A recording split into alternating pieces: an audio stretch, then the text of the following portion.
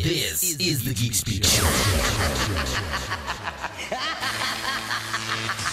Welcome to the Geek Speak Show. Not this week. Interviews with the movers and shakers in geek culture. Hey, this is Todd McFarlane, creator of Spawn, and one of the original founders of Image Comics. I'm Zach Whedon. This is Mark Zickery, writer, producer, and director of Space Command. Hi, this is George Ascenti. I'm Ralph Bakshi. Hi, I'm Chris Hardwick. People who get it, get it. God bless the geek. They're listening. You're consuming. You're watching it with your ears. Oh, just listen. The Geek Speak Show is powered by Collider.com, GeekTyrant.com, RamaScreen.com, and MightyVille.com. Get ready to speak geek on the Geek Speak Show. Here's your host, Henry. You know, I had a conversation with Mr. Hardwick. He actually explained to me how you watch with your ears. So welcome to the Geek Speak Show. Yes, he's back. Everybody's back. Geek Speak. Rachel and Neo covered New York Comic Con. You guys recovered yet? Yes, we have, and it was an amazing time. We did Ape over here. You guys can catch our coverage for both on our YouTube page. That is YouTube/GeekSpeak videos. You can catch Neo's interviews. You can catch Rachel's interviews. Our interviews. You guys talked to a lot of people over here at Abe. You're looking at all the business cards there. Yep. Oh, yeah. We got a couple shout-outs later. No yelling on this because it blows up people's ears. Rachel, what panels, what stood out to you for the 4 days that you were over there? So we went over to the AstroCon's booth. We had them on the show last week, and they were awesome, really great guys, and wanted to show us everything that they had to do, and it's something everybody should check out. Not this time. I got to thank you. This was the easiest one ever. Yes, I know. I got a ton of emails. We were inundated with, hey, it was pretty easy what the word of the week was. We're going to do it again this week, but I'm going to make it a little bit harder than last time. That's what no one said. That was Rachel's idea, by the way. We were inundated with the little witch laugh all over the place. So good job, Rachel. They couldn't hear what we said because they were hearing that thing. So, but go ahead. Everyone blame Rachel. You were talking New York Comic Con? Yes, we got to talk to Rooster Teeth. They made Red vs. Blue, talked about Season 10, which is amazing. We went to the King of the Nerds panel and got to see all the stuff about that, which starts in January, and I'm really excited. And they did say that they look for contestants, so if you guys are interested, you should go on the website and take a look for the next season. We don't have to be in New York to do it? You don't. They have people from all over on the first season, actually. Okay. So, yeah. Very cool. No, very cool. You and I are going, definitely. All right. So Chris Armstrong and David Carradine, or Robert Carradine, I'm sorry, I did that too. The guy at the panel did that, so now all of us are doing it. Did a spot for us and talked about King of the Nerds for our video, so go check it out, the links. It was awesome. There was costumes. There was so many people, though, like that you couldn't even walk to anywhere for all of Saturday and all of Sunday, so it was a really great turnout. You're so lucky. You sure you were in San Diego? Yeah, I'm sure. It was nuts. Rachel, I have to ask, did you get to meet Deadpool? So there was a few Deadpools, actually. Well, and there was one official Deadpool I got to watch on the internets last night. His big video promoting his video game that's coming out. And it's not Ryan Reynolds. It's not Ryan Reynolds. Dead poop. No, I didn't. Yeah, but there was Deadpool's dancing actually at some party, so that's very interesting. Was he doing the Spider-Man will make you gay dance? Because that would be amazing. No. Damn. Quit messing with my Spider-Man. These generations have no idea what entertainment is. But anyway, yeah, go ahead. Speaking of entertainment, what else entertained you over there at New York Comic Con? Most of it was actually people watching because, you know, when you go to a con, if you're not participating in costumes and getting pictures. They couldn't move anywhere anyway. If you're not cool like me. Hey. You think you're cooler. There was a lot of costumes. But there was a lot of video games that are not released yet that you could try out. There was a lot of new comics premiering. Comixology actually did some updates and things to their app and released a bunch of stuff first time digitally. So that was really cool too. It's just awesome, of course, to be surrounded by all of the geek culture stuff in one area. But yeah, check out the videos because there's a lot of good stuff. Yeah, so over here at Ape, you guys just ran all over the place. What stood out to you besides the interviews that we have on the YouTube? What stood out to you, all of you guys? I mean, other than us, I would like to say that I definitely had to give a bunch of shout outs to. He's modest, at least. Well, when you're this talented and good looking, it's you hard. shouldn't have to tell people. Exactly. Thank you. Anyways, yeah, I want to give some shout outs to a bunch of people that we interviewed. A lot of cool people, a lot of cool like independent publishers, writers, artists, crafters, things of that nature, and a couple movie stars too. Speaking of which, like The Selling, it was like a cool movie. It's about a real estate agent trying to sell a haunted house, and then we met a couple artists. So many artists. Elaine Leon, big shout outs to her. I don't know if I actually... Yeah, my interview with her is up on our site, so very excited about that. I do want to apologize to Elaine if I became unprofessional with my fangirlism and my squee. I might have run her interview over a little bit because I was just all like, I love everything that you do and what you stand for, and I think that you're the greatest thing ever, and I'm going to go now, bye.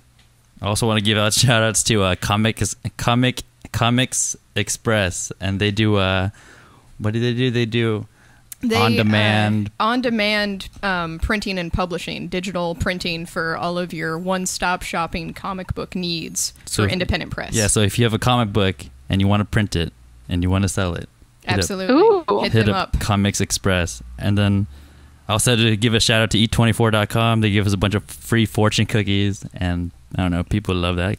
People love free cookies. Helped us to get a lot of free stuff ourselves, and helped us to network, and everyone loves free food and little fortunes that have coupons on them. So. Oh yeah, and also we want to wish congratulations, right, to Stephanie at Nerd Jerk.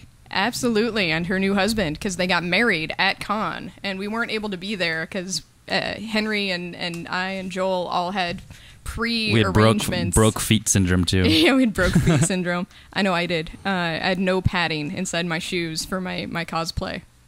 But oh yeah, because Jay was dressed as the Black Widow. Yeah, I was in drag as Scarlett Johansson, and we do have pictures of that online. I looked like a girl. It was amazing. A lot of fashion. Lots of fashion. I've seen more and more. I don't know if you guys have noticed this, but people are getting engaged or married at cons. Yeah. It happened at Celebration, it happened at APE, and even movie premieres, like midnight releases. Yes, because it's very romantic, I think. It's an epidemic. Yeah. It's crazy. It's cool. It's killing two birds with one stone if you're a fan. It's just more proof we have taken over. Thank you. We're taking That's right. Nerds world out there. You guys are just dancing in it, that's all. So yes, Ape. So that's what happened over the weekend at New York Comic Con. Neo, Rachel, great job over there. Everybody over here at Ape 2012. We'll see you all next year again for that. Of course, the first big one is going to be WonderCon. That's happening in March unless they move the day, which I highly doubt. But that's what's happening again. Big thank you also to Mattyville.com, one of our content providers. They had a booth out there. A lot of you went out there and registered. Hopefully you did. If you didn't, go ahead and go to Mattyville.com. Register there because they have another one of those excellent prints to give away. This one's by Ramon Villalobos, the Batman family. You can kind of see it there. My picture came out black and white. It's got literally everybody in there. I see Batman, I see Nightwing, I see Robin, Batgirl. I think even we're in the picture too. Go to Mattyville.com. You can take a look at that. And if you're registered, all you got to do is enter. I think the deadline is October 31st, my Christmas. And they will pick the winner by November 2nd. But again, only if you're a registered member of Mattyville.com. This is an exclusive print done by hot up-and-coming artist Ramon Villalobos. They got it at Stockton Con. You will get it if you're registered. And if you go right now and enter to win the Batman family print. Also, big news this morning. I was doing a little bit of show prep, last-minute show prep. Guess what I found? Paramount unleashed. What? A Facebook page. What? Wow, yeah, big thing. I've never heard of that. Nobody has a Facebook page today. No, but they have one for, it's not called Star Trek 2. Let's start getting used to it now because this is the official title. Star Trek Into Darkness. That's what JJ's will be called. They have their Facebook page up, and I already did, and I have it up there. Start liking the thing. When they get to 500,000 likes, we will get the first trailer. What? Oh, I'm liking it right now as we speak. I liked it 3 times already. I liked it the second I heard about it. Also, if you enter, you can win an all-expenses paid trip to Hollywood for the premiere. You can say hi to Chris Pine and Zach Quinto and everybody that's getting. Probably JJ will be there also. Hi, Chris Pine. win. The winner and 5 friends not only will get that, but you'll also get, even better nowadays, $60,000 in cold or hot cash. Depends where you store it. So again, go to the official Facebook page. It's Facebook.com/official Star Trek Into Darkness. Like it. As soon as they get to 500,000, we get a trailer for Star Trek Into Darkness with Benedict Cumberbatch. Maybe. Cumberbatch. As Khan. Maybe as Gary Mitchell. Spoiler alerts there for anybody who didn't want to know. So that's what's going on for us. Let's take a little break. Actually, no. Let's talk about what we like to do. Something we like to do around here, which is not video games. Watch TV, genre TV. Nice. Yeah. Big one came back on Sunday, huh? What show? Ooh, I got chills. So big, it shattered basic cable records, even bigger than the original premiere, season 1. Season 3, AMC's The Walking Dead is back. So And better than ever. You guys saw it. What you Rachel? Did you get to see it? Yeah, you guys are gonna hate me, but I don't like zombie things. They're really scary. I hate you. But you went out with Neo's, but never mind. So, but what did you guys think before I? It was jump epic in? when It's everything we've ever wanted and Exactly. more. It's all of the promise that has been building for the first 2 seasons is paying off in the third. Like if you've never seen the show before, jump on now because this is the time, and you can watch it on AMC.com.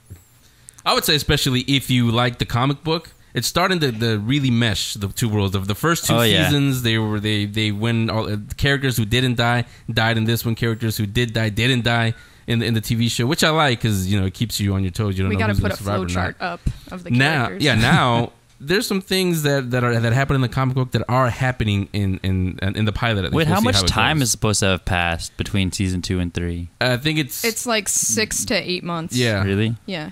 Yeah, Because Carl shot up like Herschel 2 has- inches and has long hair now. Herschel has a beard too, and everyone has leveled up in badassness. and Lori, They're who's just still awesome. skinny, has a baby bump. And gotta say, love Damon and Carlton and everybody from Lost, but this is how it's done. Walt, remember how they messed that up? How it's done. Chandler Riggs, the actor who plays Carl, he did literally shoot up like a few inches, and he looks older than he did in last season. He's so much more badass too. So instead of making him he's amazing. disappear like Walt did, hey, just do a time lapse thing. There you go. Then the out of sight, out of mind works perfect. We don't even notice it. It works perfectly. That's how it's done. Not like what they did with Walt, and then they put in an extra, in the Blu-ray. I see what you Spoiler mean. if you haven't seen it. The new man in charge, and then here's Walt. Like, why would we care? Who is this guy? It looks like Mike, like his dad. Mike. Who is this guy? Fringe did it wrong too. They recast the actor that played young Peter, which I'm Speaking okay of, with. that also came back. Second episode. What'd you think? I haven't seen it. Okay, get out of my show. I'm so sorry. I don't have cable television. I have to watch everything online. Okay, so hello. Rod Roddenberry just came on and said hello to us on Skype, but we have Rachel here. But Hey. But yeah, I like that one. I like where it's going. I have an idea. We talked to J.H. Wyman not too long ago. We talked off air. I shared some of my theories how it's going to end. He didn't say yes or no. He just said you might be right on one of them. That's all he said. So I'm going to keep it to myself, and then afterwards I'll just say yes. I was right the whole time. You're gonna say that anyway. Yeah, Exactly. of course. There's a new show that I found. I think it's in its 3rd or 4th week now. It's called The Neighbors. It's Wednesdays on ABC. It's a comedy, but it's right up our alley. I sat down watching. It comes in between The Middle and Modern Family. And I'm not sure if it's... Yeah, I think it stays on because Suburgatory also returns, but I think they're changing its time slot. It's doing pretty good in the ratings, actually. What's it about? It's called The Neighbors, and the neighbors are all aliens. It's a family that just moved into a suburbia, but the whole community is aliens. They're aliens. Oh, what? And That's cool. they try to hide it, but most of it, it's a comedy, so it's about them trying to fit in, but their supreme leader doesn't really want them to fit in. Like So- Coneheads without the cones? Yeah, but funnier too. And so again, it's every Wednesday 8:30 on ABC. It's pretty funny. I caught the 2nd episode. I didn't even hear about. They didn't do too much promotion for it, I guess. But it's really good. It's really funny. It's right up our alley, stuff that we like, science fiction and comedy. That's why I like Modern Family. So check that one out if you guys haven't. What about yet. Revolution? Have you been following Revolution? I have actually. I caught up. I have 2. This last one. Rachel gets a cookie. Was really good. We got Obama's backstory. Oh, yeah. Finally. Punching bag. You're supposed to punch the bag, son, not people. Which never people. I felt like, Henry, did you feel like this too when they're showing him as, like an everyday worker that, his boss is really rude and he doesn't like his career and whatever. I thought John and Locke. then you Does it imply that he sells Allstate insurance? Something. Yeah. When they switch over to him being like, you have to be strong and you have to do this, it didn't seem like it was the same character, did it? No, and that's what I mean. I don't mean that in the bad way. I do. That is what I thought. I thought it was John Locke. I was almost waiting for, what is this character's name? It's not Obama. What's his name? Anybody know? Captain Neville. Yeah, Captain Neville. Aaron Neville's grandson. Great grandson. No, but I was expecting him to say, no, you can't tell me what to do, because that's exactly what John Locke was about. When you see him in the flashback, he worked at the box company, which Hurley ended up. I'm not going to get into that. We're going to get lost here on the show, but with this one, same thing. I could see kind of why he acts the way he acts with Danny, especially. See, I'm trying to learn their names now. I can see why he acts the way he is, but that's his paternal instinct kicking in. This being a JJ created show, I would say get a little bit more original. We've seen those characters before. Come up with a new twist. I also want to say, like, a pet peeve of mine with this show is that nothing really ever happens. Like, there's always like setup, and then like that girl, she just like messes up like any mission that they have, or whenever they plan to do something, the plans never follow through, and they always like. My wife says she cries too much on the show. She does. There you go. Thank you, Henry's wife. Part of that also is what Joel was saying is the train thing. Spoiler alert in case you haven't seen it, still waiting on your DVR. But there's a big setup. The train's gonna blow up. You got to get in there. And then she just like gets emotional, and then and they go into the train doesn't even blow up. And nobody ever really like gets there's a lot of I'm gonna kill you, but no one ever gets killed. See, I hope Danny is not gonna except be for the dad. I hope Danny's not gonna be Revolution's Sophia, where last season on The Walking Dead, Sophia was either you cared about her or you didn't care about her, but just find her or something already. Same thing with Danny. It's like, okay, they saw each other, they know they're alive, but you are far away now again. I know, and then we're back to square one with that show. Yeah, I saw Grimm on Friday. Actually, I saw it on. Actually, I did see it actually Friday because I record them and I stick them to what I say. I said I was going to watch Fringe, even though it's only 13 episodes this year. I was going to watch it live, and I'll watch Grimm right after. I did watch it pretty good. Grimm just keeps getting better and better. It's not a monster of the week, like I said. It could easily turn into that, but it's not. It actually has a story. The characters you care about, you want to know what's going to happen. You can't wait till next week, see what's going to happen. When you have those kind of shows, that's when you know you have good writers on it. Yeah, actually, you guys should be watching Alphas, because all the stuff that you were just complaining that Revolution doesn't have, Alphas does have. And this week's show yesterday was awesome, or on Monday was awesome. I don't even know what Alphas is about. What is it?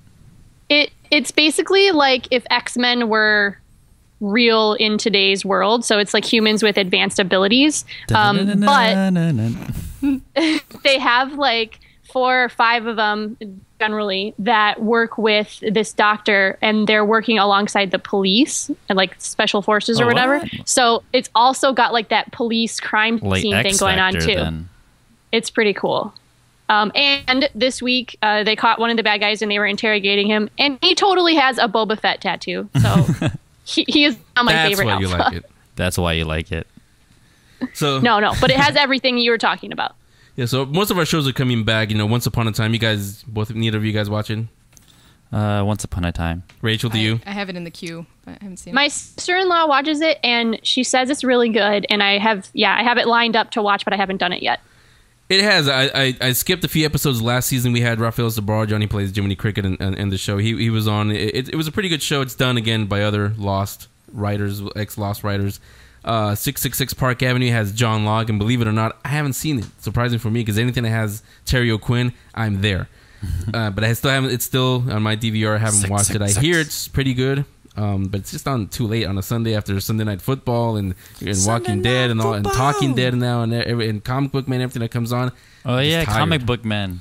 Yeah, I haven't seen that one yet. I said it last year on the show. I wasn't very impressed with what they were doing because it was either the comic book part. I mean, the comic book store part was cool, but then it started turning into Pawn Stars.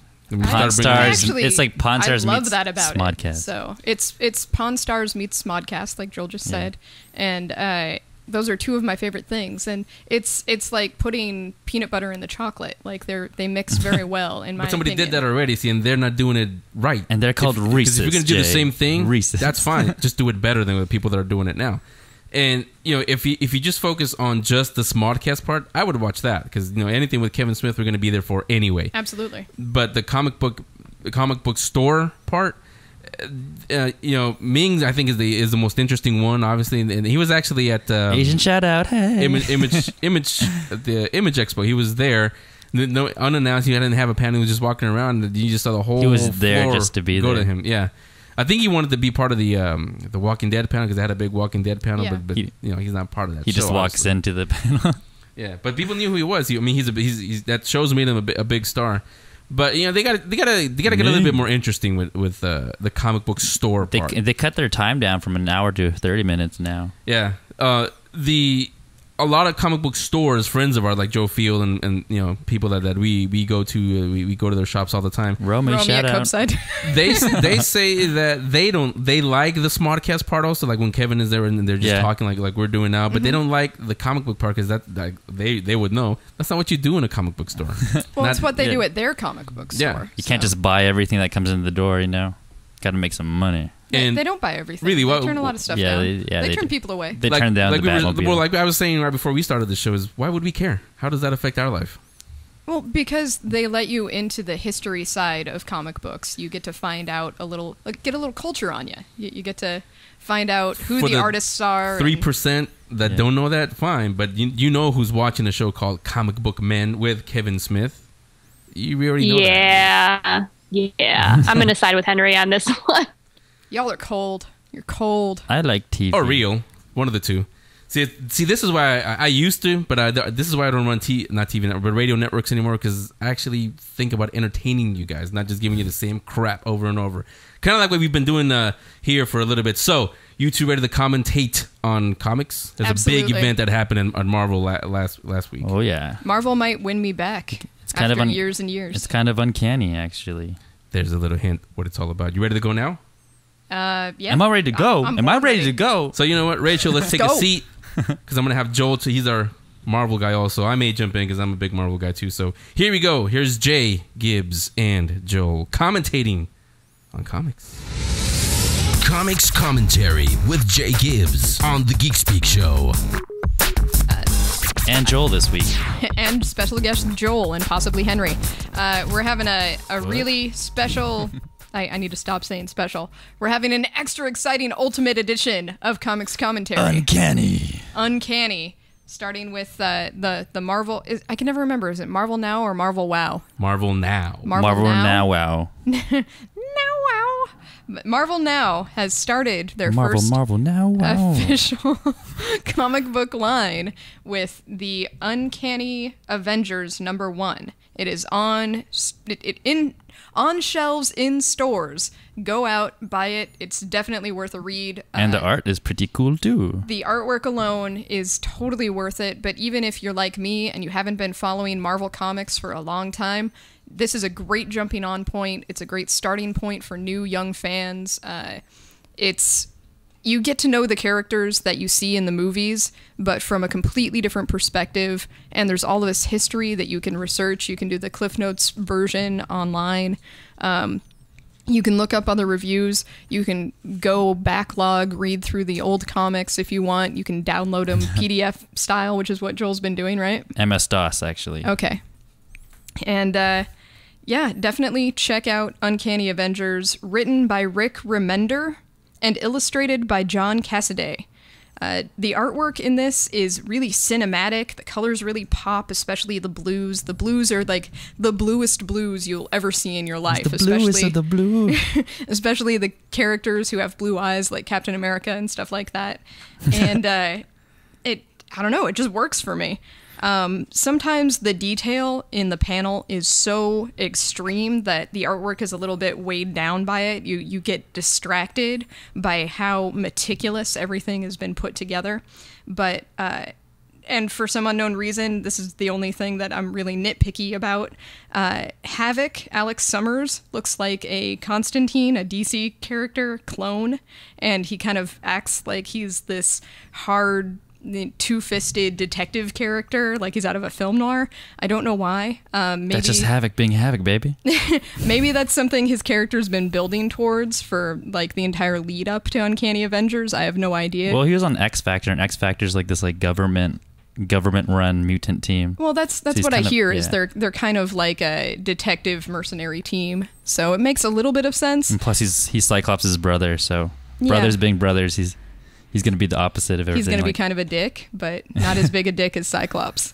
So Cyclops is a bad guy apparently these days. Yeah, that's the plot. Is in the aftermath of AVX, which is Avengers versus X-Men. Scott Summers, also better known as Cyclops, Cyclops though. Is being imprisoned by S.H.I.E.L.D. after having gained the entirety of the Phoenix Force and lost his mind and murdered Professor X in cold blood. I'm pretty sure Professor X is going to come back though.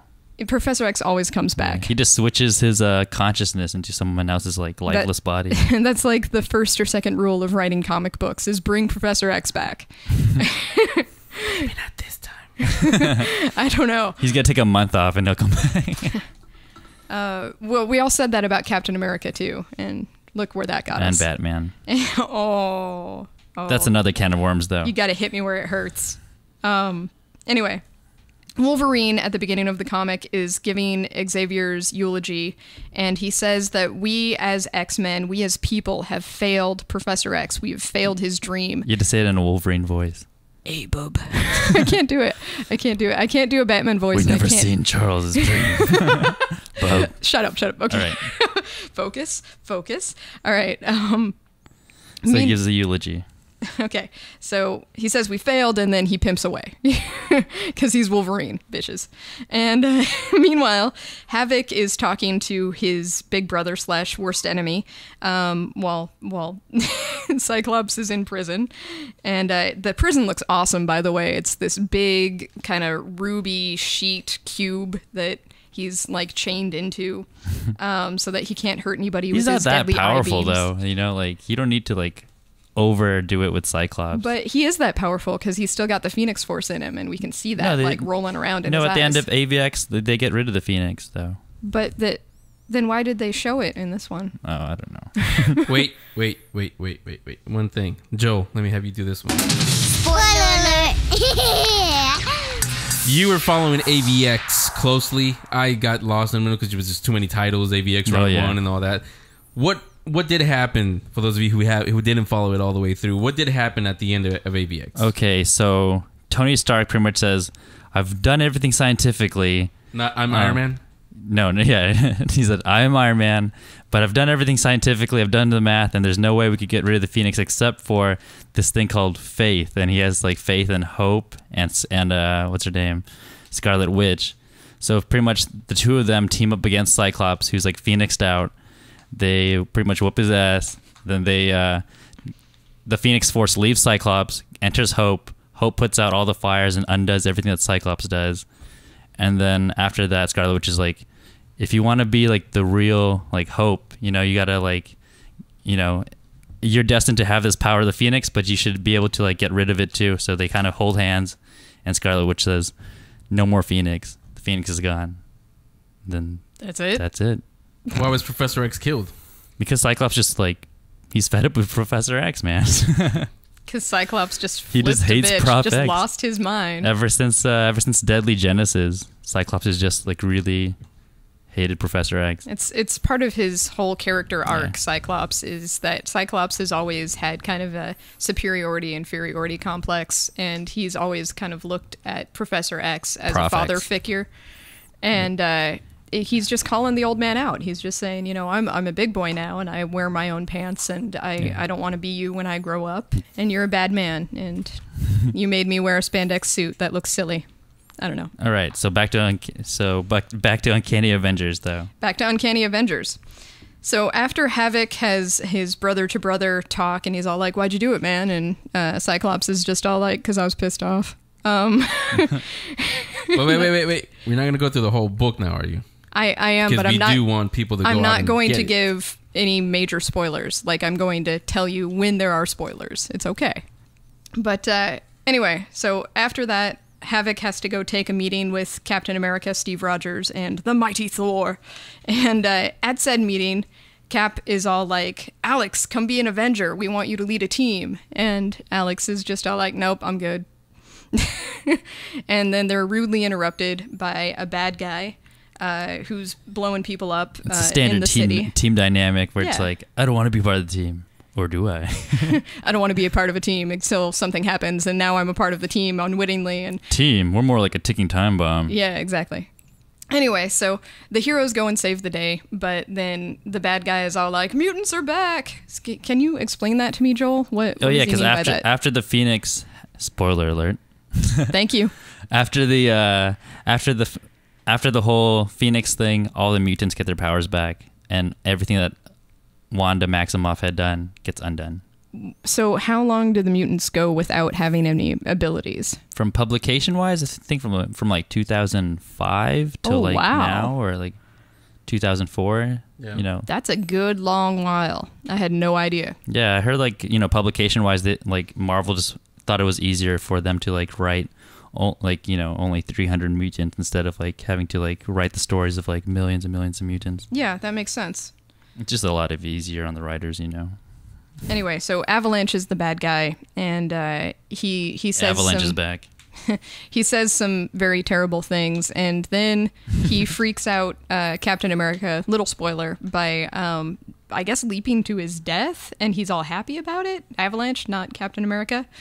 And do you think he's actually dead, or do you think he just wanted to escape? No one's ever dead. No one's ever dead. It's X-Men. Not even Jesus. They don't need Jesus. They have Professor X. He's going to rise again in 3 days. No, I'm kidding. All right. 3 issues. And anyways, it's a good arc. It's a good first issue. And I think this first arc will probably last, I don't know, 3, 4, 5, 6 issues.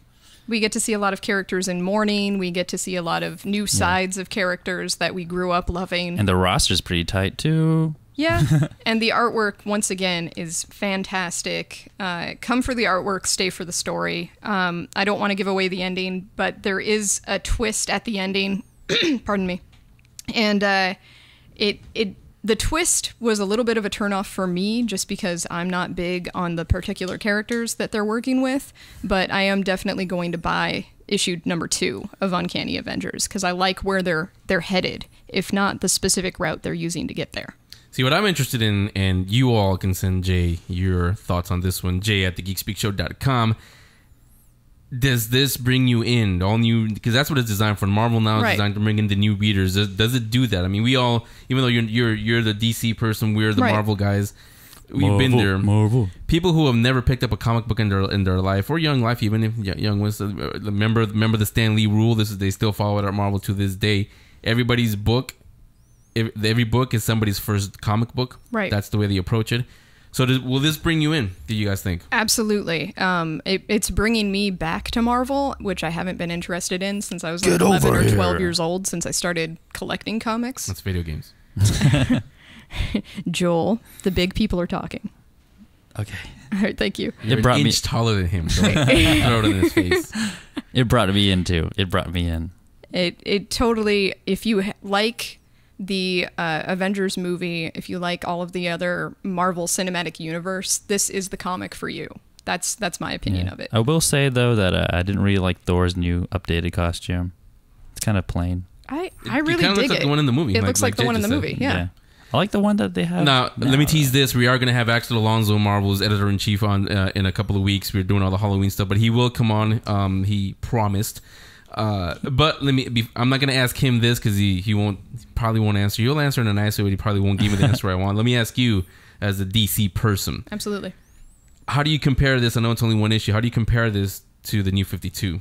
I was worried that Uncanny Avengers and the entire Marvel Now campaign, I said it right, was going to be a ripoff of the New 52, which is DC's sort of reboot system. It didn't reboot the entire universe, but it may as well have, because they had so many continuity errors and snarls and pile-ups that they really needed to, one, bring in a younger, fresher audience, two, continue to satisfy fans who have been lifelong fans, and three, to tie the universe together in a way that made sense, that you didn't have to buy really expensive antique books to understand. And even then, it would be really super confusing. So I think that DC accomplished that, and I think that Marvel and Uncanny Avengers had a different goal in mind. Yes, they want to bring in new, fresh readers, and yes, they want to clean up a little bit of continuity, but they're not rebooting anything. They're just continuing on with the story that they had already established in AVX. Good answer. Good answer. That's what it sounds like to me. And this answer I do want to get with it from Axel when he does come on is, I don't see this as a reboot either. Right. Even though a lot of people are claiming it is. All it is just it tweaks things a little bit. Not major but if you want to bring in brand new readers, you have the Ultimate Universe for that. Absolutely. Yep. That's what I always thought. Now I do want to ask him also. This was I think Neo tweeted me about it. And I don't know if you saw it, Rachel. She's sitting over there on the couch with the headphones watching us commentate. But there's a new. We had the Ultimate Spider-Man in the comics and the cartoon one that's great on Disney XD. Now there's going to be the Superior Spider-Man. I have no idea what it is. Again, I'm going to ask Axel when he comes on what it is. It's the Superior Spider-Man. I want to know what that's all about. Because, again, you're messing with my Spider-Man. Is he snooty? I don't know. Well, see, that's the thing. That's Does he have a monocle? That's the one thing that the new movie, the one with Andrew Garfield, that's the one thing it got perfect, is the wisecracking while he's Spider-Man. Sam Raimi missed that completely. He got it during the wrestling match, but he wasn't Spider-Man yet. Right. The Andrew Garfield one got that one perfectly.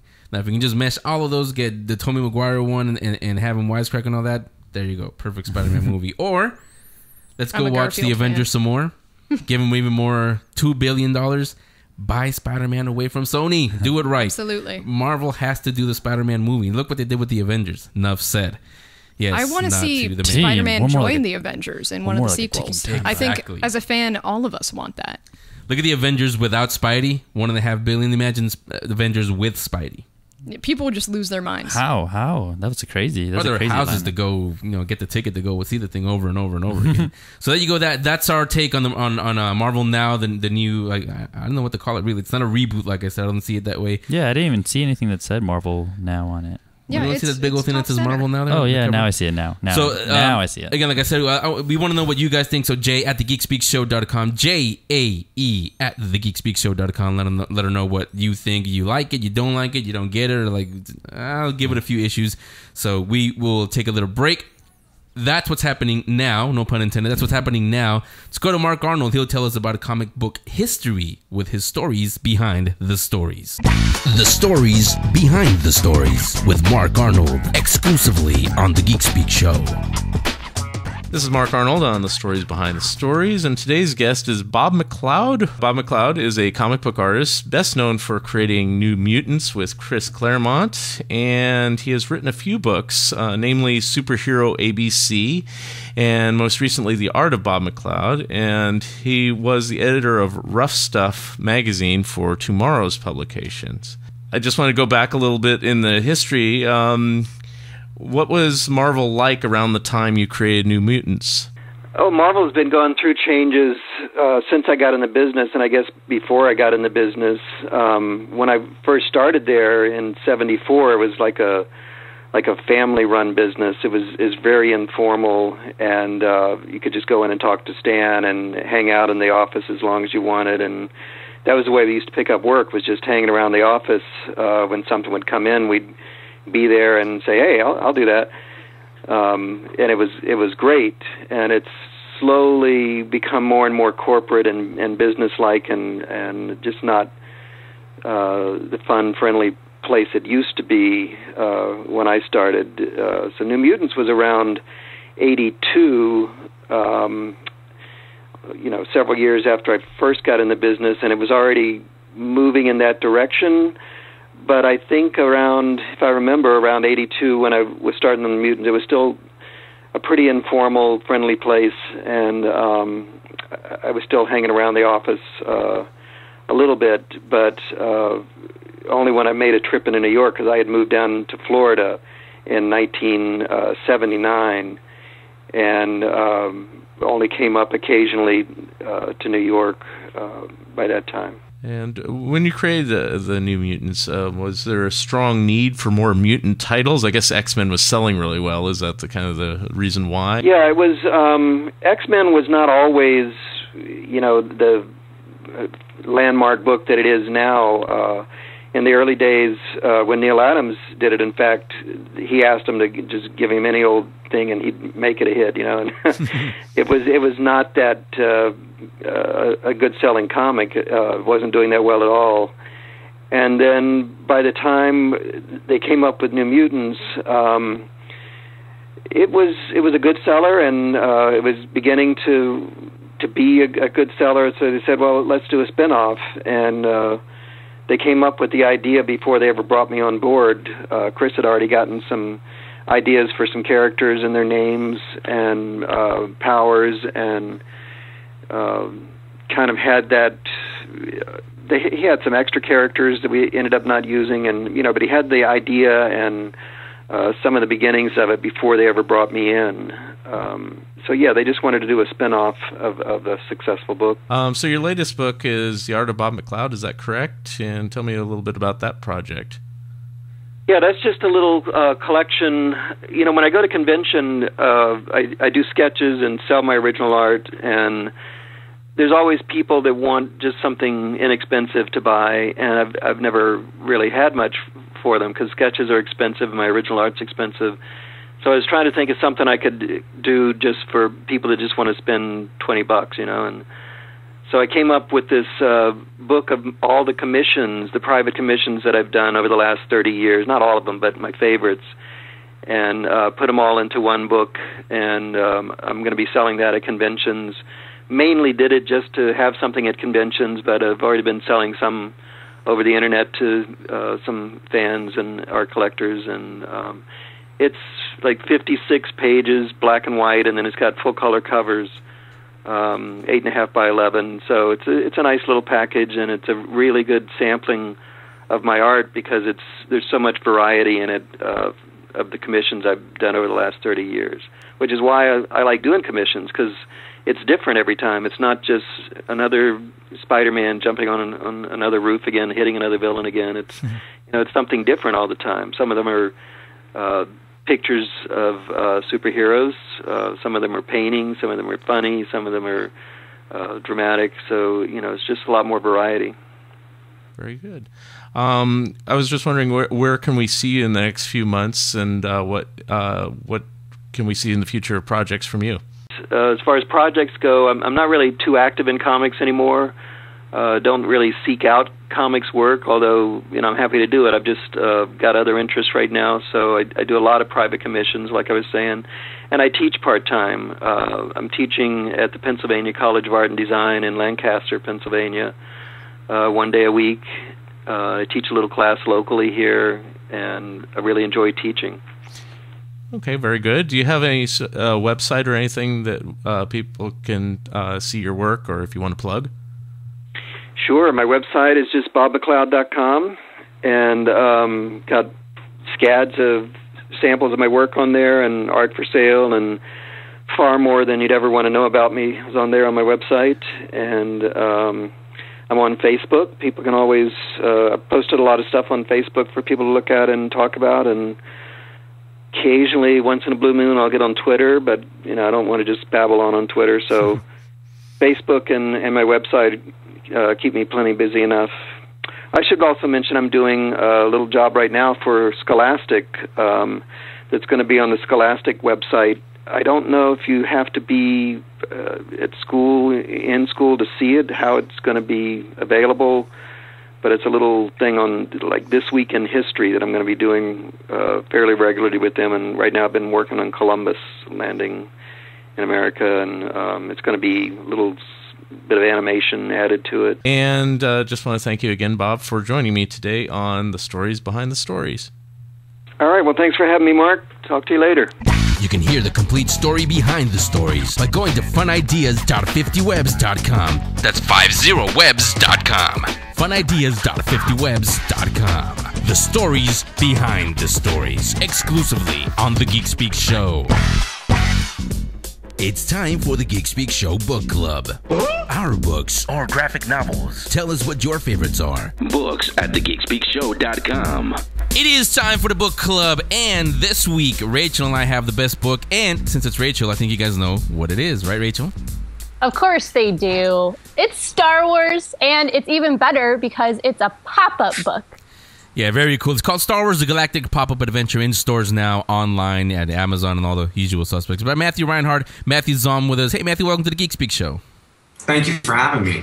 Thanks for coming on. I was going to say what it is, but since you're on here and it's your book, go ahead and tell everybody what a Galactic Pop-Up Adventure is.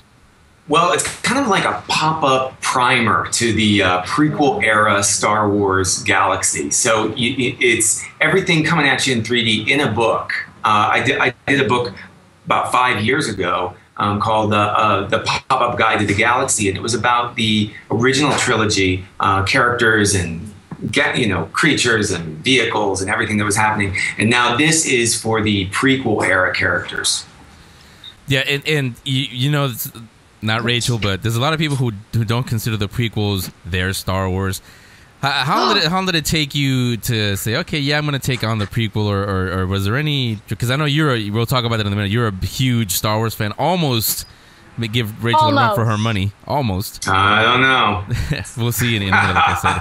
But was there any trepidation on taking on the prequel, the prequels? Not at all. I mean, actually, I wanted to do it from the get-go, but there was only so much we could cram in the book. And in the first go-around, I grew up with the original trilogy movies, and that was the universe that I really enjoyed. But I really grew to love the newer movies as time went on, and really reading all the books, because I read all the novels, all the comic books. I also am really into the Clone Wars cartoon that's on Cartoon Network. Yes, and so it really. It's amazing. So it really fleshes out that time period, and it's really getting cool. So I loved it. I'd jump at any chance to play in the Star Wars universe. And I love the fact that in the book you have, you jump from having pod racers to Grievous to some of the animals like the Nexu. And so there's stuff in there that you don't necessarily see in a lot of other material. So what's some of your favorites that you got to put in there? One of the favorite things, I was talking about Clone Wars cartoon, and I love Ahsoka Tano. She's the apprentice of Anakin Skywalker in the Clone Wars. So I love her character. So she's actually featured with all the Jedi warriors on the last spread. She's one of them. So it's really, putting her in there was great. She's become such a huge character. She's one of my favorites as well. And going through the book, I got to see a part of it, which is awesome. And you've got some simple pop-ups, and then you have some that are pretty intricate. When you're doing something like Anakin at the end with the lightsaber or something, how hard is it to get all those intricate pieces to work together in a big pop-up book like this? Oh my God, it's really hard. I mean, it takes months and months. When I'm designing things, first we come up with a concept stage. I never draw any pictures in the beginning before I start engineering the pops. And it will take me months to just engineer and make sure everything works right. I knew in this book I wanted to have sort of a transforming Anakin to Vader at the end, and you can't have a Star Wars book without Darth Vader in some form, and so I thought he was a great finale for the end of the book.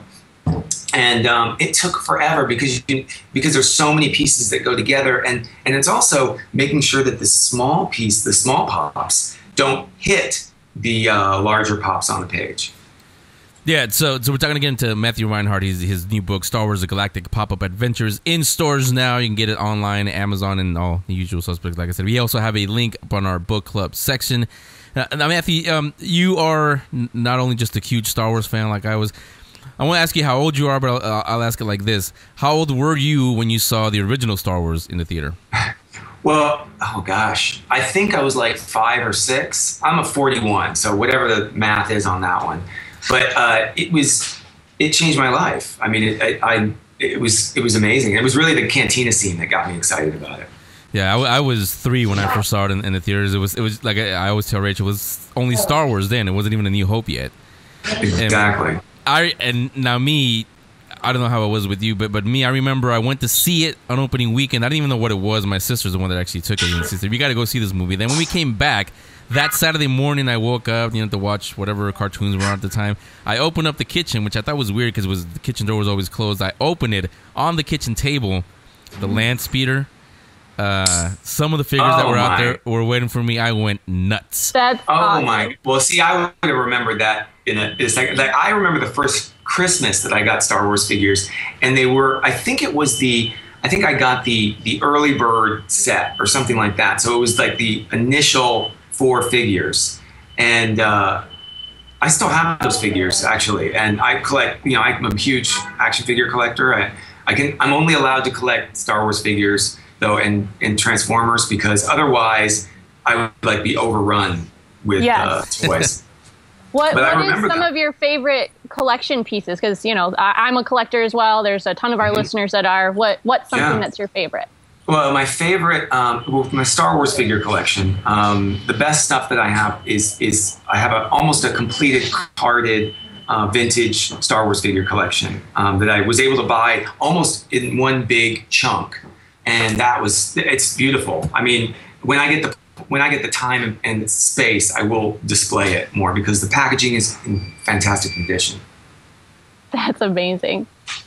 Yeah, and this book actually, going back to the Galactic Pop-Up Adventure, this book should be a collector's edition itself. I mean, you can tell that it was done by somebody who loves Star Wars. I can almost say it was done by Rachel, but somebody who actually has a respect and loves Star Wars. You can see it there, the detail in there. I think Rachel kind of covered it a little bit, but when you start, because you did the art in this also, or that was I did the writing, the art, and the engineering, and Star Wars fans, they pick at the details. I mean, they want to see every little bit. So, and I feel the same, way about books. When I see someone else does the work, so you have to make sure every little thing is just right in there. And I drive myself crazy making the art for this stuff. Yeah, and so you're like Rachel, a huge Star Wars fan. But is there anything else you want to tackle also in pop-up book? Of course, yes. There's always other things. Well, my next title, which I think I can say now, is Transformers, and that's another big dream project to be able to create, and that will be out next year. That would be awesome as a pop-up book. I'm excited already. Yeah, no, everything transforms in the book. It's wild. It's probably, in fact, I'm working on the artwork right now for all of these books, like for Star Wars, the Galactic Pop-Up Adventure, and there's a limited edition version of this book. There's like 300, 400 that have a special extra pop-up in it, and in the cover, and they're cloth bound. They cost a lot more, of course, but so I'm working on the limited edition for the Transformer book right now. The limited edition for the Star Wars book is awesome, and it's a tribute to the Clone Wars cartoon, and it has about 15 different characters all battling it out. Yeah, see, I'm glad you and I and Rachel also were kids from the 80s, because we not only did you and I play with the Transformers toys, but we were also pretty good with the Rubik's Cube. That's kind of like what you have to do to get the... Because I'm assuming you're going to try to get the pop-ups to transform somehow? Oh, they transform. Like, there is literally a 3D car on the page, and you will pull something, and it will turn into a 3D robot. That's it. Oh my God, that's awesome. What's great about it, I started learning about how to make like these mechanisms for pop-ups that transform. I actually use a lot in this Star Wars book, because there are a lot of characters that transform. There's one small pop that I really think is great, and it's the Emperor Palpatine. And before he turned, of course, at first he's the Chancellor Palpatine, and he transforms into the Emperor. And it's a small pop, and it's really, I love that it's so gratifying seeing it change. As a matter of fact, I met Ian McDermott yesterday at New York Comic Con, which was wild because the nicest guy in the world, even though he's the emperor, it was crazy. Exactly. Funny you said that. I've actually met Ray Park also at Comic-Con and WonderCon, and also nicest guy in the world. And I said, you know what? You can't be this nice if you're going to be a Sith Lord. Yeah, exactly. Yeah, but the Transformers real quick. Star Wars, it has obviously a lot of iterations, the Clone Wars, the movies and everything, but it's still Star Wars, the same characters as we know and love. Transformers has gone through a few generations, they call them. This book, are you going to cover the originals or the movie versions? They won't. They are kind of they're definitely classic versions, but they've been amped up to a more modern style. So you will be able to tell exactly who these characters are. I'm very much an old school fan, and it's a kind of an amazing merging of the two. Not the Bay universe, but Michael Bay, his movies. Yeah. But sort of a modern take on all those heritage characters that we all love. See, I would say this to Michael Bay if he was in front of me also, but I'll say it to you. Make sure you include Dinobots. Oh, are you kidding me? Are you kidding me? That's like first in there. I was like, if there isn't a Grimlock, you have to have Grimlock in his Dinobot. Trust me. Like, I love him. I got you covered. Yeah, Matthew knows what he's doing. He's definitely. You guys definitely got to get this one. Star Wars: The Galactic Pop-Up Adventure. Rachel and I both love it. I mean, hello, Rachel. Of course, she's gonna love this one. But they already know. I would say it's more than a pop-up, really, because it does give you a lot of facts. I learned some new things, actually, believe it or not. I prided myself, and Rachel knows we talk about this all the time. I actually know the names of blasters. I can explain the Corellian blood stripe, all that stuff. And there were some names in here that I didn't even know about. So good job on that. Yeah, thanks. When you do the research, like I know a lot of it, but you have to go back and do more research. I mean, thank God for Wikipedia. Wikipedia, right? Like, that's right. I mean, I go on, but I have like all the other books too, so I do a lot of research. And the people with at Lucas Books, they really like. There's a guy there that is the keeper of the holocron, and he knows. His name is Leland, and he knows everything. So if you have a question, you go to him and you say, "Hey, is this person still alive at this point? Or is this right? What kind of speed?" I think I asked him in the first Star Wars book. I had to ask him what the lower body of a certain alien in the cantina looked like, and they never had any models of it, so I could kind of make it up myself. I love it when you get to come across some of those things in any of these well-known sci-fi fantasy stories that you actually get to create something that hasn't been done yet. It's so exciting. Oh, it's so cool. I mean, it's kind of a mind game with yourself. Yeah. You can't even believe you're there and doing it. I was lucky enough to go to the archives at Skywalker Ranch and see some of the models and the costumes, and it blows you away. Like, I looked at a Chewbacca mask up close, and it's beautiful. I think Rachel's got a new best friend. Yes. So it's Matthew Reinhart. His new book, Star Wars: The Galactic Pop-Up Adventure, out in stores now, and online and everywhere else. Anywhere you guys can get books, it's on there. So Matthew, thanks a lot for coming on. That's Rachel's pick and my pick for this week's book club. You're welcome back anytime. I was going to say that anyway, but I think if I don't say that, Rachel will force choke me anyway. That's true. Hey, you ever want to get into some Transformer talk, you just give me a call. Yeah, absolutely. When that gets ready to come out, and contact us, and we'll definitely have you on. I sure will. Thank you. Thank you, Matthew. Hey, Matthew, thanks a lot. And may the force be with you. May the force be with you as well. So there's our pick. Rachel and I, for once, have the same pick, and it's a Star Wars book. So what do you two have? No more Star Wars. It's not Star Wars, is it? No, we both chose horror books, I think. Joel, Halloween Star Wars horror books. Yeah, horror, Halloween, scary, creepy, fun stuff. Joel has a vampire-related thing, and I have Stephen King. So, are they really dark? Mine is. I have The Shining. The Shining. I love this book. I am not a big fan of the Kubrick movie. I'm probably going to be burned at the stake for saying that on the air. Jae at thegeekspeakshow.com. Yes, send all your hate mail to me at jae@thegeekspeakshow.com, and I will throw it away. Because read the book. If you like any of the movie versions of The Shining, read the book, because it is 1,000 times better. I know that's the nerdy thing to say, is that, oh, well, I read the book before it was a movie, or I read the book before it was popular, or the book's always better. And I read the book after the movie, and so much better. It's so much better. It's usually true that everyone says the book is better than the movie for a reason. First of all, Stanley Kubrick wrote more of the movie than Stephen King did. And I like the original author's vision, which is, one, it's not all ghost story. There's a lot of maybe magic, maybe mundane.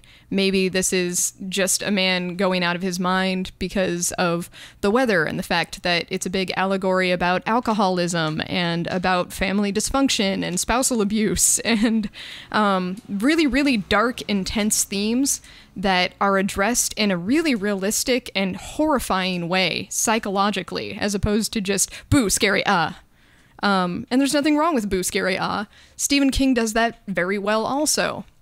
But the fact that it's grounded in such supernatural realism is what brings me back to The Shining every single time. It's what makes it one of my favorite books of all time. And the little boy in it, he's been captured on film a couple of times to varying degrees, and I never really feel like they get him right, because it's impossible to portray someone as being both precocious and creepy and somebody that you want to know when you're a child actor. It's just, it can't be done. I don't think anybody could ever do the part justice.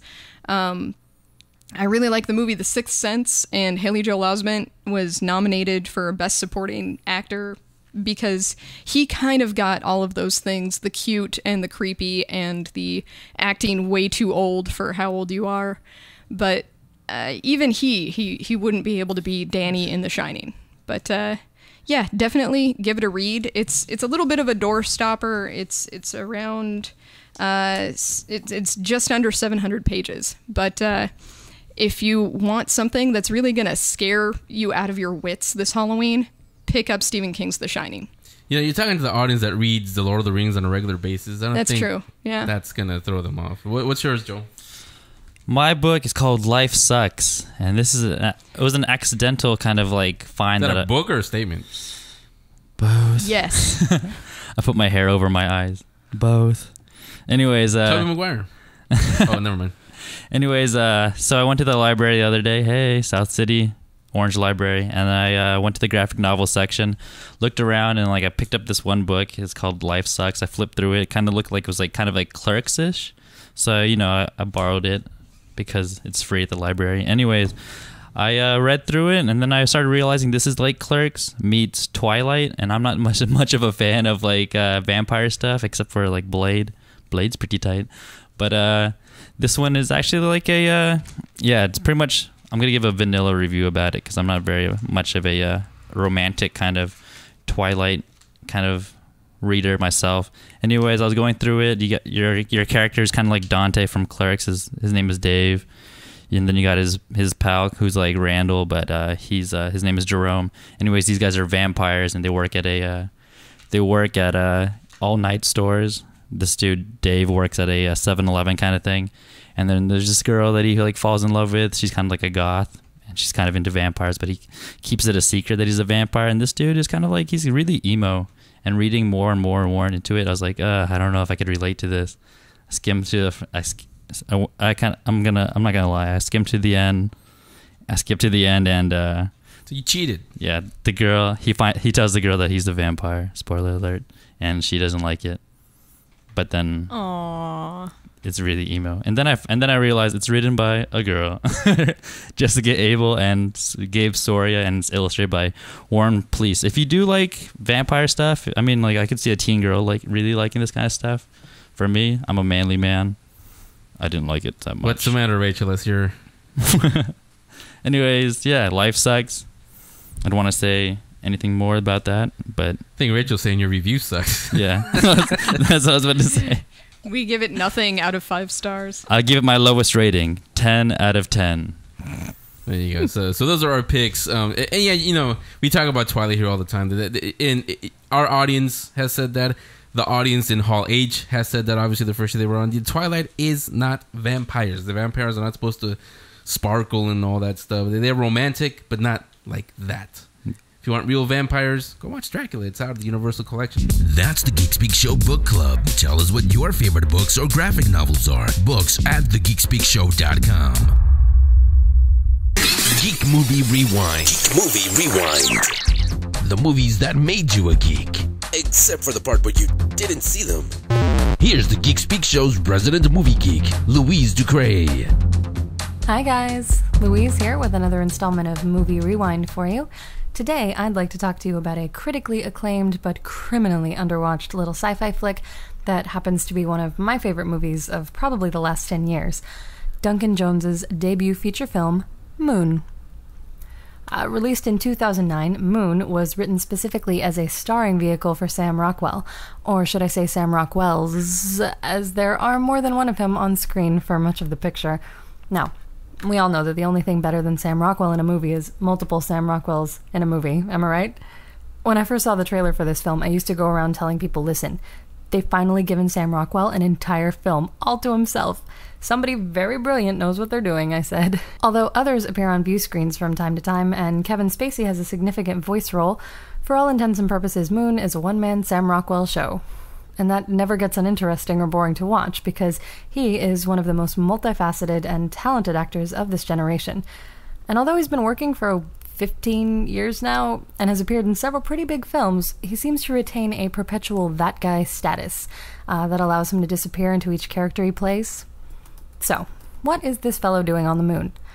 The film explains right off about how far we've come from the days of the energy crisis to this future time now where lunar industries harvest helium off the surface of the moon to use as a source of clean and abundant energy. While the process is largely automated, they do have one guy overseeing their lunar base and keeping things running smoothly.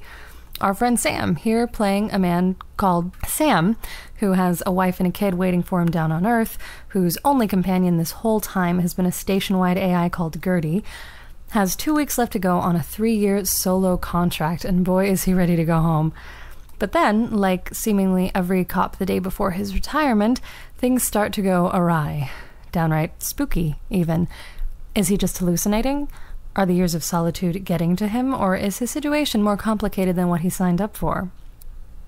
This is not a straight thriller, although obviously there is that aspect to it. It's a tight, well-done film. Small, but not in a bad way, and it pulls you right in, right from the start. The lunar facility where Sam lives and works feels lived in, tactile and real, and that's because it was built as a full practical set. It's utilitarian and blocky, not at all sleek and cool for its own sake, and you really feel that every gadget and storage container is there for a reason. It's just an immediately and utterly believable environment. It owes a stylistic debt to Alien in that regard. I mention Alien a lot, don't I? See, I told you it was important. Duncan Jones loves classic science fiction, it is obvious. And there are other nods to that sort of pantheon, 2001, THX 1138, but Moon is not an homage, it's very much its own thing, I think. Which is impressive, given that Moon had a very low budget. $5 million. 1, 2, 3, 4, 5. In this age of bloated multi-million-dollar productions and CGI everything because why not, you've got to respect an indie film like this one who makes it happen with what they've got. I really love the use of practical sets and miniatures in this movie. The whole design of the thing is great, and props to the concept artist Gavin Rothery and the production designer Tony Noble for this perfection. I mean, the scenes shot outside of the vehicles on the surface of the moon are all miniatures. So not only do I enjoy Moon as a film, as a story, but also as a nerd who nerds out over things like special effects. The achievement of the film gives me happy chills like I still get when you first meet the dinosaurs in Jurassic Park, or a later example, the zero-G hallway fight in Inception. Just that sort of feeling of, oh, but look at what they did and how they did it. And back to those scenes with Double the Rockwell. The scenes of multiple Sams are seamless and completely believable.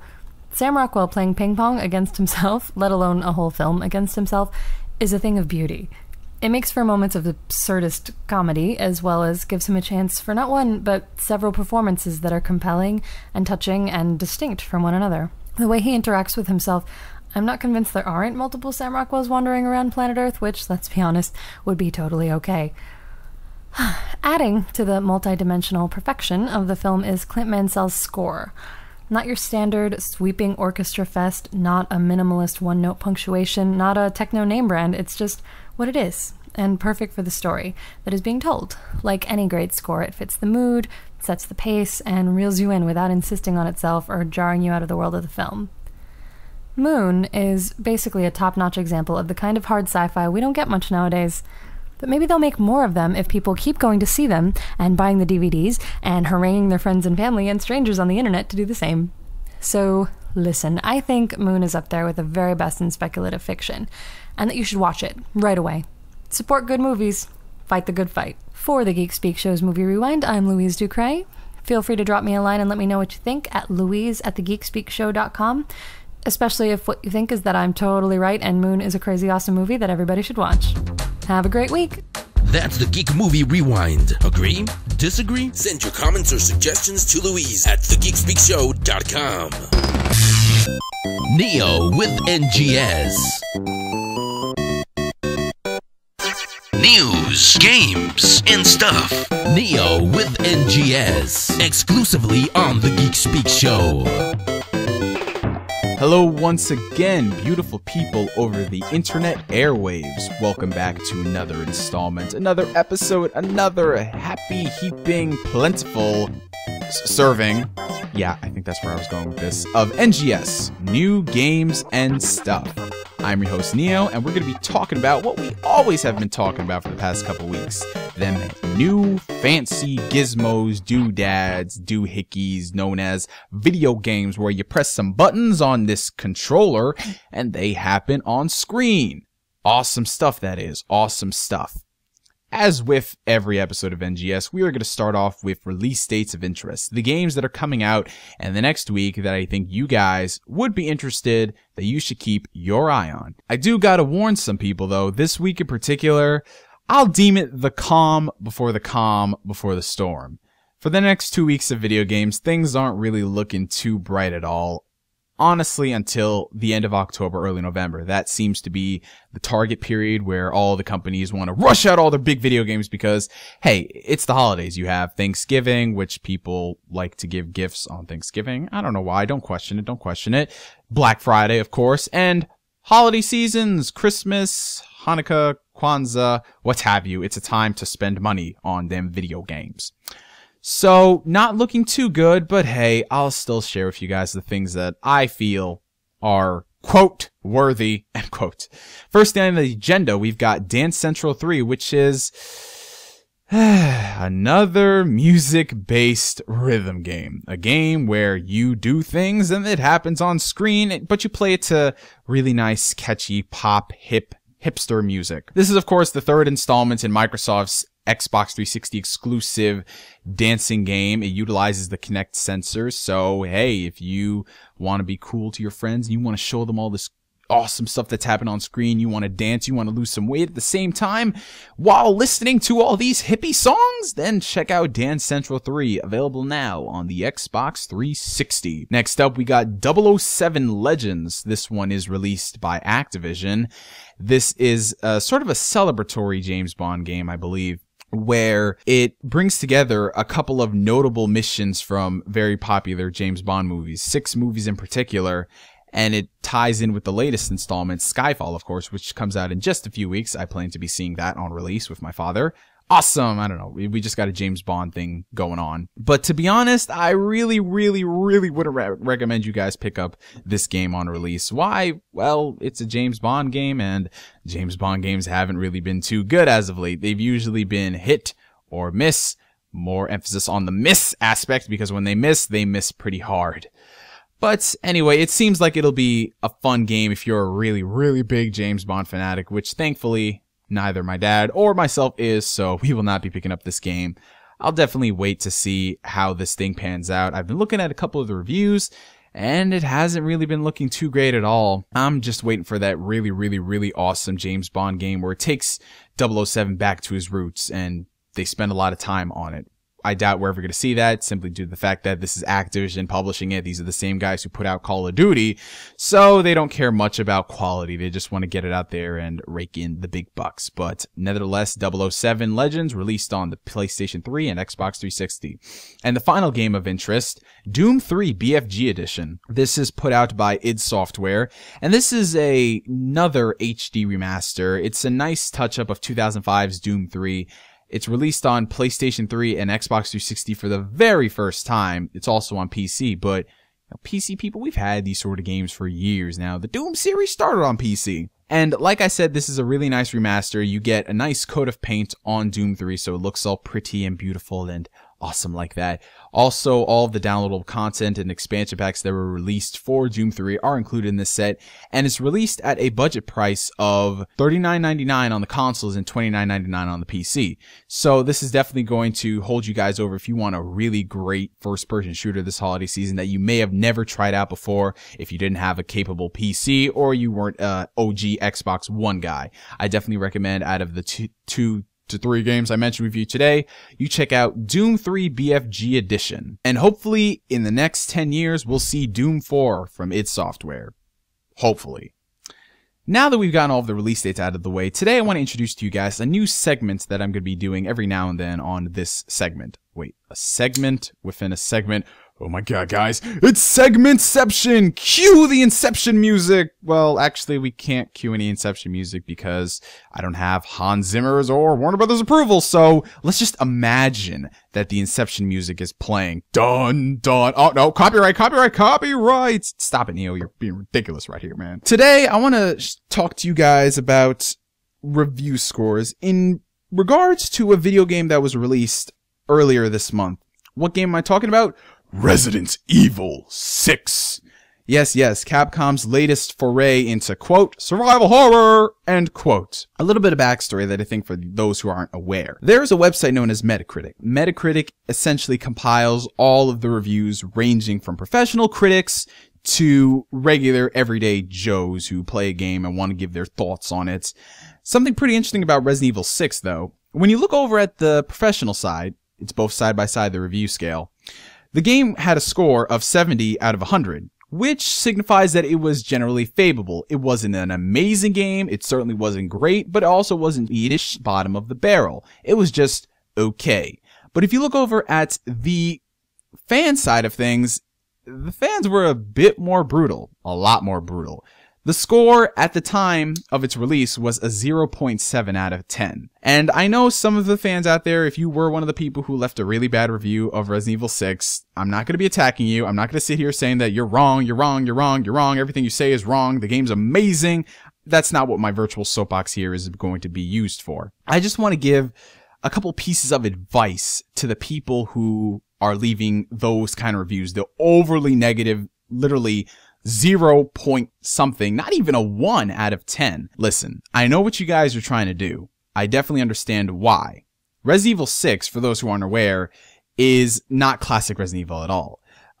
For the past couple years, though, the recent Resident Evil games have not really been about what the series was founded on. They've become more action-packed. They've become more shooter gallery, shooting targets, all of that stuff. Basically, they've sacrificed the overall scariness of the games to appeal to the people who love to shoot things, because that's the trend right now. First-person shooters, it's all about that action, explosions, Michael Bay, all that good stuff. Not really all that good stuff because it's Michael Bay, but you get what I'm saying. I hope so. Yes, I understand that is not what Resident Evil is founded upon, and I agree, because I've played Resident Evil 6. I don't think it's a good game at all. Personally, what would I have given the game? I've given it like a 5.5 out of 10. That, to me, a 5 is an average. You know, it's not anything terrible. However, what you guys are trying to do is essentially, since you can't get Capcom's attention by sending them letters or doing videos, you want to create controversy by giving them these low scores. And then people are going to do news stories saying that the game has received overwhelmingly negative scores from the fans. What is going on here? The thing about Capcom you got to understand is that Capcom lives off of that stuff. If you couldn't tell already, this generation in particular, they seem to be content with rushing games out to the market, locking content onto the disc that you already paid for, releasing essentially the same game every single year, but people buy them anyway. Here are the problems. Number one, if you're one of the people who don't like Capcom doing this, don't buy their games. That is the only way that you can really tell them they're doing something wrong, because if you don't buy their games, they don't earn any profit. And so they're going to have to start thinking about what they should do next. They have to think twice. However, the people who are complaining are still buying the game. So you're just telling them that it's okay. Keep doing this sort of thing. You don't do that. You can't do that, because at the end of the day, all they care about is that they got your $60. They don't care about what you think about the game. Very few companies honestly do. So first problem. Don't buy the games. I think that we can all unanimously agree on that. If you don't think it looks good, then don't buy it. Are there alternatives if you want to play the game? Yes, that is true. What can you do? You can buy it used, borrow it from a friend, or rent the game for a couple bucks if you have a GameFly subscription, whatever. Now, for those who had the unfortunate situation where they actually bought the game and you are really mad at Capcom, when you leave your review, don't play to their game. Don't feed into the controversy. Don't do that at all, because Capcom lives on that. One of their employees, who is in charge of DMC, the new reboot, they said that it's better for them to have people talking about them than not talking about them at all. Okay? So essentially, they don't care about all the controversy. They don't care, because if people are talking about them, that's good. So you want to know what you can do? If you are going to leave a negative review, be the better of the two. Be their better person. Make sure that you get all of your thoughts across without sounding like a blind fanboy. Because, as we've seen with them blocking people on message boards, if you even sound like a blind fanboy within the first sentence of your comment, they're going to block you. They're going to delete you. They're going to push you out of their mind. That is just what I'd honestly do if anyone wants to leave a review to tell the company something. I know it sounds hypocritical, because you're saying that you want to tell them something, but you're still buying the game. They're not going to listen to the review. I know it does sound hypocritical, but that is the best that we can honestly do. If you were one of the people who bought the game and wanted to leave your review, that's the best we can honestly do in this situation. Guys, if you want to tell this company something, the best way would be to not buy their games, because that would make them think twice about this. The more you support this type of a game, the more you're telling them it's okay to do more of it. So if this game sells really well, what's going to stop them from going back into the Call of Duty route, going back to doing all of this stuff, not going back to classic gameplay? You're essentially telling them that because it's selling a lot of copies. But that's just me. Who's to say? Maybe it won't happen. Maybe it will happen. I'm not so sure. But my time is up for today, ladies and gentlemen. I hope you guys have a wonderful day. I will see you all in the future. Game on. Neo with N.G.S. Hey, this is Todd McFarlane, creator of Spawn, and one of the original founders of Image Comics. And you're listening to Geek Speak Show. Thanks for coming. All right, everybody calm down? Yeah. We got all impassioned and heated for a second. We had to let the rest of the features go because we were having a very passionate, very geeky, because being a geek is about being passionate about stuff. Yes. Passionate conversation. Off the air Royal Rumble. Let's keep it off the air, because we don't want to be here till next week's show. So that is for this week's show. Quick one. A lot of features this week. Next week we'll do. You guys remember Free Comic Book Day earlier this year? Oh yeah. Oh yeah. Oh, yeah. How can I forget? Started by My Joe favorite Field day of the year. at Flying Colors Comics. Next week we'll talk to Joe and some of the comic books involved, and it's sort of like Free Comic Book Day, but this is for Halloween. There are comic book stores all across the country going to do something called Halloween Comic Fest, and what that is you go there on Halloween. They'll give you candy and comics. Well, maybe horror candy, comics? But definitely comic books. Free comic books, Halloween comic books that are going to be printed especially for Halloween Day. And nice. You can go to HalloweenComicFest.com. I'll have a link up to it next week, because I'll have somebody from Diamond. It's being done by Diamond Comics, the biggest supplier of comics, or I should say the supplier of comics for everybody. They started this. Joe had nothing to do with this, but he is participating. So is Romy. So is all the local comic book stores that we go to. We'll hear from them, so you guys can go there. And costumes, a big costume contest that goes with it. So we'll do some of that. We'll do more Halloween stuff as we get ready. One more thing, we are going to do a Halloween video show. We've always done the big Halloween show here on the show. You guys have always been great on this. We always share our listeners' ghost stories, real life ghost stories. Send them over. We'll read them on video, or maybe if you want, reenact it. Or? No, we can do that, but no, it would be more fun to Skype you guys. We'll record you and we'll play you during the video show.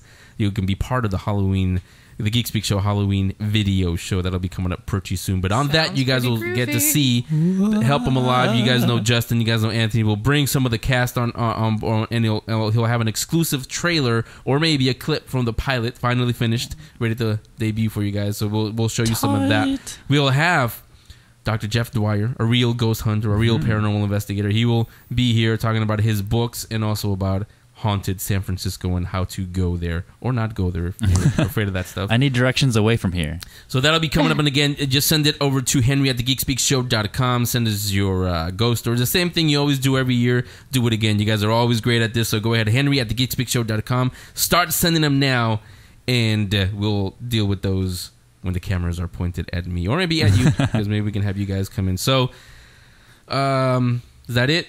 I think that's good. That's I think we, like Joel said, we bashed everybody now. So yeah, we bashed everything really good. Revolution, whatever. Walking Dead, pretty cool. Uncanny Avengers. Yeah, and again, nice. I don't get anything for this. We don't get anything for plugging it. But do check out The Neighbors. It's pretty good. I just found it a week ago.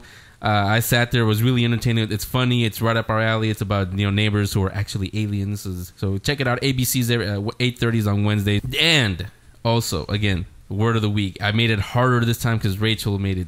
You mean dark chocolate? No. So again, who wants to take it this week, or should we all just do it? We should all do it.